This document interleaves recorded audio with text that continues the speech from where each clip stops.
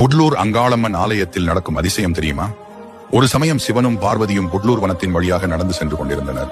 நீண்ட தூரம் நடந்து களைப்படைந்ததால் கர்ப்பிணியாக இருந்த பார்வதியை வேப்ப மரத்தின் நிழலில் அமர வைத்துவிட்டு தண்ணீர் கொண்டு வர சென்றார் சிவபெருமான். அந்த சமயம் பலத்த மழை பெய்து கூவம் நதியில் வெள்ளம் பெருக்கெடுத்து ஓடியது. அதனால் சிவபெருமானால் நதியை கடக்க முடியவில்லை. வெள்ளம் குறையும் வரை காத்திருந்தார். இதற்கிடையே மரத்தின் அடியில் அமர்ந்திருந்த பார்வதியின் மீது மணல் சரிந்து விழுந்து மூடியது. சிவன் அங்கே சென்று பார்த்தபோது பார்வதியின் மீது புற்று வளர்ந்து இருந்தது. பார்வதி தேவி புற்றுக்குள் ஐக்கியமானதை அறிந்த சிவபெருமான் அப்படியே நின்றுவிட்டார்.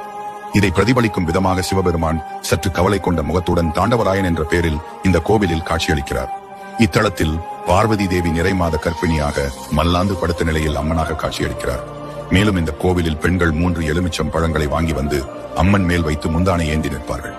அவர்கள் வேண்டுதல் நிறைவேறும் என்றால் அந்த எலுமிச்சம் பழம் உருண்டு வந்து அவர்களின் சேலையின் மீது விழும் அதிசயம் நடக்கிறது. குழந்தை வரம் வேண்டுபவர்கள் இந்த கோவிலுக்கு சென்று அம்மனை வழிபட்டால் குழந்தை பாக்கியம் கிடைக்கும் என்பது ஐதீகம்.